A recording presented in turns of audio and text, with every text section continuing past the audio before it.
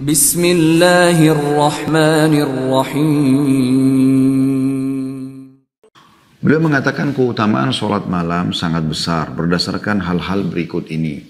Yang pertama, perhatian Nabi SAW terhadap sholat malam sangat besar hingga kaki beliau bengkak. Walaupun beliau harus meninggalkan tempat tidurnya, berdiri lama dalam sholat malam, membaca ayat yang panjang. Dan beliau sangat sungguh-sungguh untuk melakukannya. Bahkan berusaha untuk tidak meninggalkannya sama sekali. Sebagaimana diriwayatkan dari Ummul Mukminin Aisyah radhiyallahu anha, bahwa Nabi SAW sholat malam hingga kedua kaki beliau bengkak. Dan Aisyah sempat bertanya mengatakan radhiyallahu anha, mengapa anda melakukan hal ini wahai Rasulullah? Padahal Allah yang maha suci dan maha pemurah telah mengampuni dosa anda yang telah lalu dan maupun yang akan datang. Maka kata Nabi SAW, afala uhibbu an akuna abdan syakura. Tidak bolehkah atau tidak pantaskah aku untuk menjadi hamba yang banyak bersyukur? Ini tentu diriwayatkan oleh Bukhari dan Muslim. Dan diriwayatkan juga dari Al-Mughirah radhiyallahu anhu. Ia berkata, Nabi SAW sholat malam hingga kedua kaki beliau bengkak. Lalu ada yang bertanya, padahal Allah subhanahu wa ta'ala telah mengampuni dosa anda yang telah lalu maupun yang akan datang. Maka Nabi SAW mengatakan, tidak bolehkah aku menjadi hamba yang bersyukur? Ini diriwayatkan juga oleh Bukhari dan Muslim.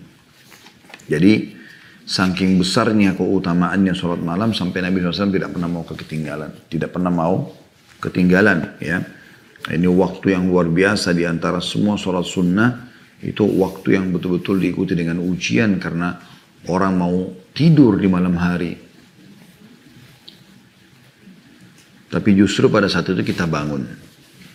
Keutamaan yang kedua di poin C ini adalah sholat malam merupakan salah satu sebab yang agung dari sebab-sebab masuknya seseorang ke dalam surga.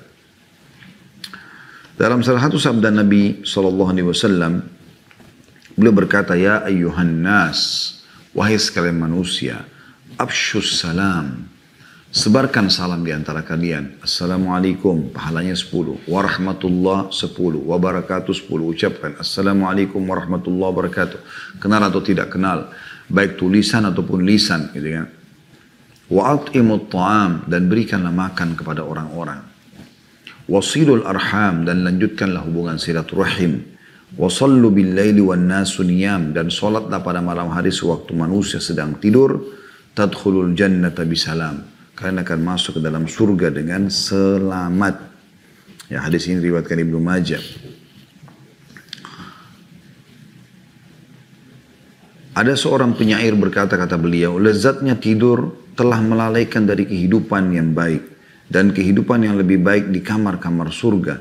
Padahal di sana engkau bisa hidup kekal, tidak ada mati, diberi berbagai nikmat bersama bidadari-bidadari cantik. Bangunlah dari tidurmu, karena sholat tahajud dengan membaca Al-Quran itu lebih baik.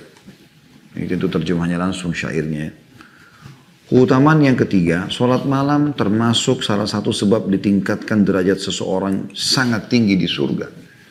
Berdasarkan hadits Abu Malik al-Ash'ari radhiyallahu anhu yang mengatakan bahwasanya Rasulullah SAW bersabda, inna fil jannati ghurafan yura zahiruha min batiniha wa batinuha min zahiriha. A'addallahu ta'ala liman at'ama at-ta'ama wa alana al-kalama wa taba'a al-siyama wa afsha as-salama wa shalla bil-laili wan nasu niyam.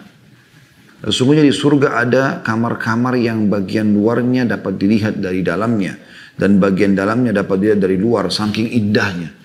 Luar dalam semuanya bisa terlihat, semuanya bagus ya. Biasanya kalau kita di dunia ini mungkin kaca semuanya sehingga kita bisa mengetahui bagaimana rapinya, bersihnya, indahnya bagian dalam. Bagaimana juga dari dalam bisa lihat keluar ya. Kamar-kamar itu yang indah itu disediakan oleh Allah Ta'ala untuk orang-orang yang pertama memberi makan, suka traktir orang. Memberi makan, berbagi-bagi. Yang kedua berkata-kata yang lembut, santun. Yang ketiga mengikuti puasa, selalu dari puasa ke puasa, selalu sibuk mencari puasa-puasa yang diperintahkan. Yang keempat menyebarkan salam. Dan yang kelima nih saksi bahasan kita, sholat di malam hari ketika manusia sedang tidur. Dan ini hadis riwayat Ahmad, Ibnu Hibban, Tirmidzi, dan dikatakan atau dinyatakan hadis ini adalah hadis yang sahih. Keutamaan yang keempat, orang yang senantiasa menjaga dan melakukan sholat malam adalah termasuk orang-orang yang berbuat kebaikan dan berhak mendapatkan rahmat Allah. Ya. beliau mengangkat dalil dari surah Adz-Dzariyat ayat 17 sampai 18 yang tadi kita bacakan di awal ya. A'udzu billahi minasyaitonir rajim. Kanu qalilan minal laili ma yahja'un bil ashari hum yastaghfirun. Mereka sedikit sekali tidur di waktu malam dan akhir-akhir malam mereka memohon ampun kepada Allah. Artinya ini perbuatan kepatuhan kepada Allah Subhanahu wa taala. Yang kelima, Allah Subhanahu wa taala memuji orang-orang yang melakukan sholat malam sebagai hamba-hambanya yang senantiasa berbuat baik dan sebagai mukmin yang sejati. Ya, sebagaimana Allah sebutkan dalam surah Al-Furqan ayat 64. A'udzu billahi minasyaitonir rajim walladzina yabituna lirabbihim sujjadan wa qiyama. Jadi Allah di awal-awal ayatnya pujian sifat-sifat Allah ini, sifat-sifat hambanya ini beliau Allah SWT berfirman, wa ibadur rahmanil ladzina yamshuna 'alal ardi hauna. Dan hamba-hamba Allah yang Maha Pengasih yang berjalan di muka bumi, gitu kan? Dengan cara yang baik. Nah, salah satu sifat mereka adalah walladzina yabituna lirabbihim sujjadan wa qiyama. Orang-orang yang melalui malam hari mereka dengan bersujud dan berdiri untuk Rabb mereka. Yang keenam, Allah Subhanahu wa taala bersaksi bahwasanya orang yang menjaga salat malam termasuk orang-orang yang memiliki keimanan yang sempurna. Sebagaimana Allah berfirman di dalam Al-Qur'an, disebutkan dalam surah As-Sajdah ayat 15 sampai 16. A'udzu billahi minasyaitonir rajim. Innama yu'minu biayatina alladziina idza dzukkiru biha kharru sujjadan wa sabbahu bihamdi rabbihim wa hum la yastakbirun. Tatajafa junubuhum 'anil madaji'i yad'una rabbahum khaufan wa tama'an mimma razaqnahum yunfikun. Yang artinya, sesungguhnya orang-orang yang benar-benar beriman dengan ayat-ayat kami, dianggap imannya paling benar, paling sempurna, adalah orang-orang yang apabila diperingatkan dengan ayat-ayat kami, mereka menyungkur sujud. Siapa ada peringatan mereka tentang ayat sujud, mereka sujud. Dan bertasbih serta memuji Rabbnya. Sedang mereka tidak menyombongkan diri. Lambung mereka jauh dari tempat tidur mereka. Sedang mereka berdoa kepada Rabbnya yang penuh rasa takut dan harap. Dan mereka menafkahkan sebagian dari rezeki yang kami berikan kepada mereka. Yang ketujuh, Allah SWT membedakan orang yang sholat malam dengan selain mereka yang tidak memiliki sifat seperti mereka. Disebutkan dalam surah Az-Zumar ayat 9. A'udzu billahi minasyaitonir rajim. Amman huwa qanitun ana al-laili sajidan wa qa'iman yahdharul akhirata wa yarju rahmata rabbih. Qul hal yastawi alladhina ya'lamuna wal ladzina la ya'lamun innama yatadhakkaru ulul albab. Qul hal yastawi alladhina ya'lamuna wal ladzina la ya'lamun innama yatadhakkaru ulul albab. Saya ulangi tadi potongan ayat terakhirnya. Apakah kamu, wahai orang-orang musyrik yang lebih beruntung, ataukah orang yang beribadah di waktu-waktu malam dengan sujud dan berdiri, sedang ia takut kepada azab akhirat dan mengharapkan Rabb mereka atau rahmat Rabb mereka? Apakah sama kalian yang menyembah berhala, sembelih kepada selain Allah, berbuat kesyirikan, berbuat keonaran, berbuat perzinahan dan segala macam, dengan orang-orang yang sibuk dengan sholat malam, ya, dan mereka berharap rahmat Tuhan mereka dan mereka takut azab di akhirat? Adakah sama orang-orang yang mengetahui dengan orang yang tidak mengetahui tentang hal ini? Sesungguhnya orang yang berakal lah yang menerima pelajaran. Yang kedelapan, sholat malam akan menjadi penghapus kesalahan dan pencegah perbuatan dosa. Jadi bersih dosa-dosanya. Sebagaimana hadits Abu Umamah radhiyallahu anhu dari Rasulullah SAW, beliau bersabda, Alaikum biqiyamil laili fa innahu da'bus salihin. فإنه دأب الصالحين قبلكم وهو قربة إلى ربكم ومكفر للسيئات ومنهات للآثام. Hendaklah kalian melakukan sholat malam, karena hal itu merupakan kebiasaan orang-orang soleh sebelum kalian. Sholat malam mendekatkan kalian kepada Rabb kalian, menghapuskan kesalahan-kesalahan dan mencegah perbuatan-perbuatan dosa. Diriwayatkan Tirmidzi dan juga Al-Hakim serta dihasankan oleh Albani. Jadi hadits ini menjelaskan dibersihkan dosa-dosa, ya. Wa mukaffiratun lis-sayyi'at. Kemudian yang kesembilan, sholat malam merupakan sholat yang paling utama setelah sholat fardu. Sebagaimana sudah disebutkan tadi sebelumnya di dalil tentang hukum sholat malam, ya. Kata Nabi SAW, afdalus siyami ba'da ramadhani syahrullahil muharram. Puasa yang paling afdal setelah Ramadan adalah puasa di bulan Muharram yang kita sekarang ada. Wa afdalus sholati ba'dal maktubati sholatul lail. Dan sholat yang paling afdal setelah sholat 5 waktu adalah sholat malam. Yang ke-10, Sholat malam merupakan tanda kemuliaan seorang mukmin. Hal ini berdasarkan hadis yang disampaikan Sahal bin Sa'ad radhiyallahu anhu yang mengatakan bahwa Jibril alaihissalam datang kepada Nabi SAW seraya berkata, Ya Muhammadu, ish ma syi'ta fa innaka mayyitun, wa ahbib man syi'ta fa innaka mufariquh, wa'mal ma syi'ta fa innaka majziyun bih. Thumma qala ya Muhammad syaraful mu'mini qiyamul lail wa izzuhu istighna'uhu anin nas. Wahai Muhammad, hiduplah sekehendakmu, tapi engkau pasti akan mati. Wahai Muhammad, cintailah siapa saja engkau kehendaki, tapi pasti engkau akan berpisah dengannya. Wahai Muhammad, berbuatlah sekehendakmu, tapi engkau pasti akan mendapatkan balasannya. Kemudian Jibril AS berkata, wahai Muhammad, kemuliaan seorang mukmin ada pada sholat malamnya. Justru di situ puncaknya dia mendapatkan kemuliaan, ditinggikan derajatnya, dimudahkan urusannya, dipenuhi kebutuhannya. Dan kehormatannya ya, ada pada ketidakbutuhannya kepada orang lain. Hadis diriwayatkan oleh Al-Hakim dan disahihkan oleh beliau. Yang ke-11, dibolehkan ghibthah, cemburu positif.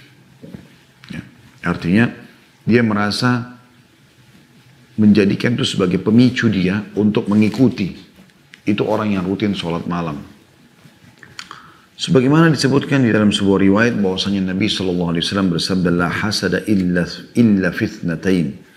Rajuli atahu Allahu al-Qur'ana fahuwa yakumu bihi ana al-layli wa ana al-nahar.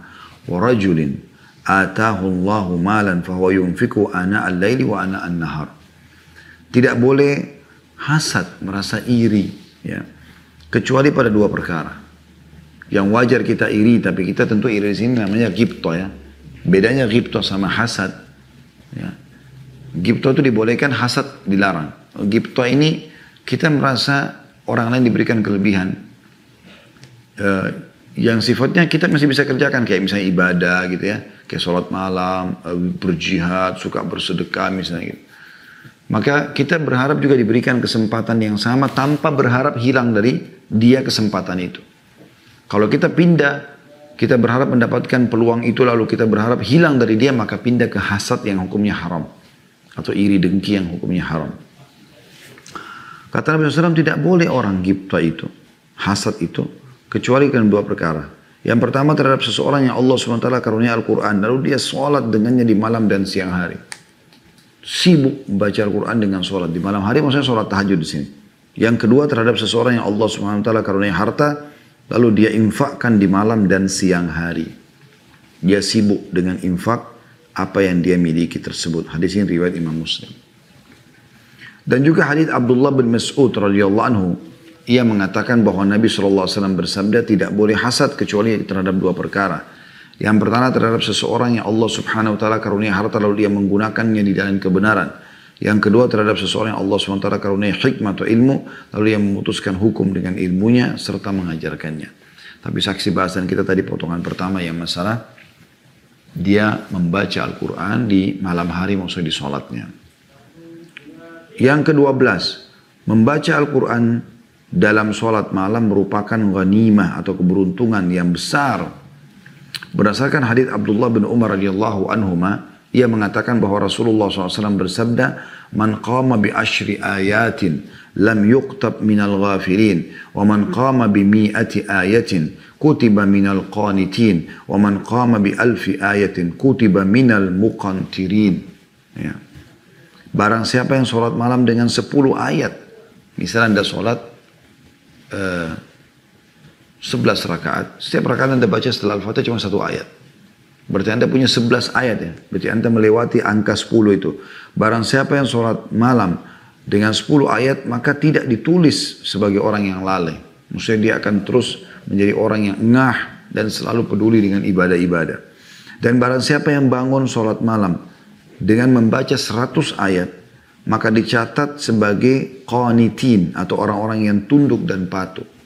Dan barang siapa yang membaca sholat dan sholat malamnya 1000 ayat, maka dicatatkan dia termasuk orang yang muqantirin. Ada footnote nomor 24, yakni orang-orang yang mendapat keuntungan yang melimpah berupa pahala yang banyak. Juga diriwayatkan dari hadits Abu Hurairah radhiyallahu anhu yang mengatakan bahwa Rasulullah SAW bersabda, "Ayuhibbu ahadukum idza raja ila ahli an yajida fihi thalatha khalifatin idhamin siman." Qulna na'am, qala thalathu ayatin yaqra'u bihinna ahadukum fi salati khairun lahu min thalathi khalifatin wa idhamin siman. Maukah salah seorang dari kalian kembali, ketika kembali kepada keluarganya mendapatkan 3 unta hamil yang besar lagi gemuk? Maka kami menjawab, iya kami mau ya Rasulullah. Kata Nabi SAW, 3 ayat yang dibaca oleh salah seorang dari kalian dalam sholat malamnya, itu lebih baik daripada 3 unta hamil yang besar lagi gemuk. Ini riwayatkan Imam Muslim, tentunya nomor 802. Jadi kita lihat di sini bagaimana membaca ayat-ayat dalam sholat malam itu punya kedudukan tersendiri selain daripada sholat malamnya. Gerakan sholat dan sholat malam sendiri ada pahalanya. Bacaan ayatnya pun punya keutamaan tersendiri. Bahkan di sini ada motivasi memperbanyak ayat. 10 ayat dapat ini, 100 ayat dapat ini, 1000 ayat dapat ini gitu ya. Nabi SAW memberikan satu batasan maksimal dan minimal mengenai masa khatam atau menamatkan Al-Quran. Hal itu beliau katakan kepada Abdullah bin Umar ketika menanyakan Nabi SAW bersabda kepadanya, "Fi arba'ina yawman." ثم قال في شهر ثم قال في 15 ثم قال في 10 ثم قال في 70. Dalam 40 hari boleh orang mengkhatam Al-Quran. Mau lebih cepat 1 bulan. Mau lebih cepat 15 hari. Mau lebih cepat 10 hari. Kemudian beliau mengatakan dan juga dibolehkan 7 hari. Setiap 7 hari mengkhatam Al-Quran. Ya. Dan ini riwayat Abu Daud. Abdullah bin Umar juga berkata, saya masih mampu untuk menamatkan lebih cepat dari itu ya Rasulullah. Maka kata Nabi SAW, la yafqahu man qara'ahu fi aqalli min thalath. Maka tidak termasuk orang yang faqih atau mengerti hukumnya, orang yang membaca atau menamatkan Al-Quran kurang dari 3 hari. Hadis ini riwayat Abu Daud. Ya, artinya, kalaupun kita mau baca panjang di malam hari, diusahakan tidak mengkhatamnya gitu kan, kecuali di waktu-waktu tertentu. Sebagian ulama menitik beratkan seperti di malam-malam Ramadan ya. Utsman bin Affan pernah membaca 30 juz ya, itu di akhir sholat witir. Yang biasa kita baca cuma qul huwallahu ahad, itu luar biasa. Bagaimana dia radhiyallahu anhu diberikan taufik oleh Allah Subhanahu wa taala.